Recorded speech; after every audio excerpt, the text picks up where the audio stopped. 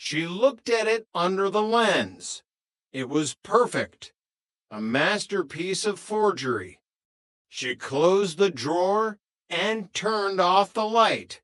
The vault was silent again, holding the secrets of men who tried to print their way to happiness and ended up with nothing but worthless paper. Albert Talton had circulated $7.2 million.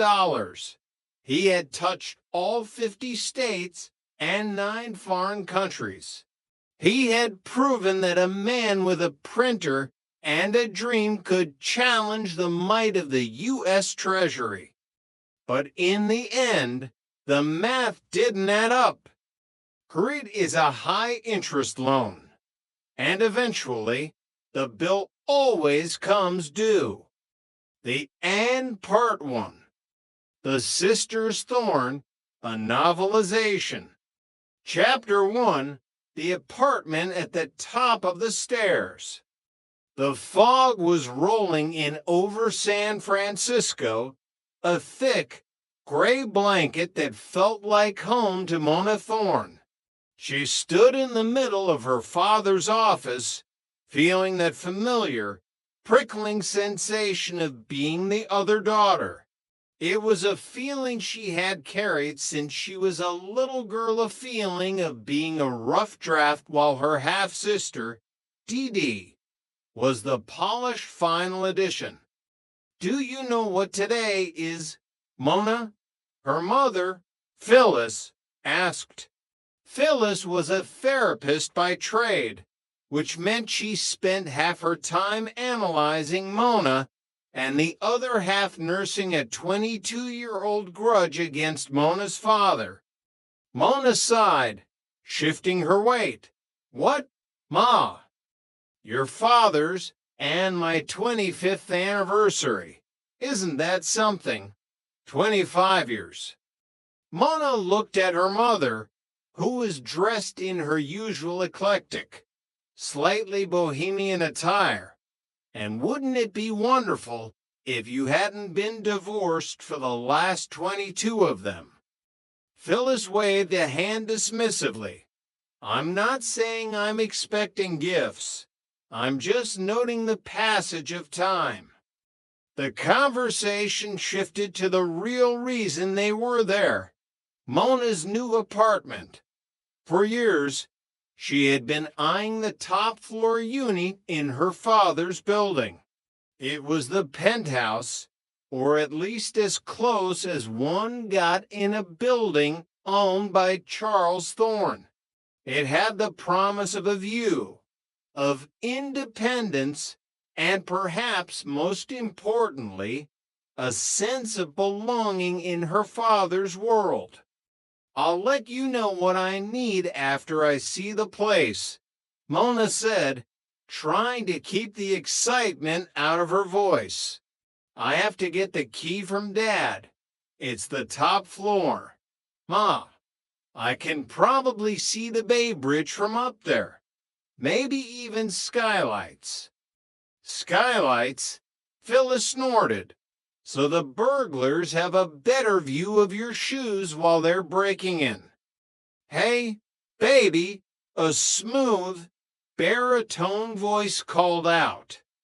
Charles Thorne walked into the room like he owned the air everyone was breathing. To be fair, he owned the building, so he wasn't far off.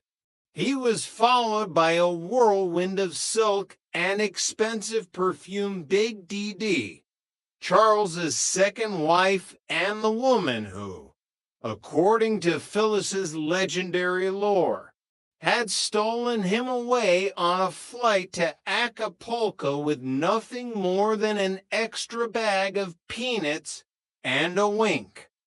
"Hey, Dad," Mona said, her heart doing a nervous little dance. "Happy anniversary." "I prefer to think of it as Independence Day," Charles quipped, dodging Phyllis's sharp gaze. "So, Dad," Mona jumped in, "do you have the key to the apartment upstairs? I'd like to start moving my stuff. Charles's face underwent a subtle shift. It was the look of a man who had forgotten he had 2 daughters and only one top-floor apartment. Mona, I'm sorry. I kind of promised it to your sister. The heir left the room. What? Dee Dee? You mean half-sister? I thought she was away at college. Just graduated, Big Dee Dee chimed in, her voice like honey mixed with glass. Top of her class. She's going to be starting law school at Bolt, which is why she's going to be living here, in her father's building. The argument that followed was a practiced symphony of Thorne family dysfunction. Phyllis brought up the hot tin roof that Big Dee Dee supposedly slid off of. Big Dee Dee brought up Mona's age, suggesting that if being older was a prerequisite for ownership, Phyllis would own the city. In the middle of it all stood Dee Dee. Dee Dee Thorne was a vision in pastel. She was vibrant, optimistic, and genuinely happy to see Mona. That was the most annoying thing about her. She was impossible to hate. She walked in, beaming, her hair perfect, her smile wide enough to light up the bay.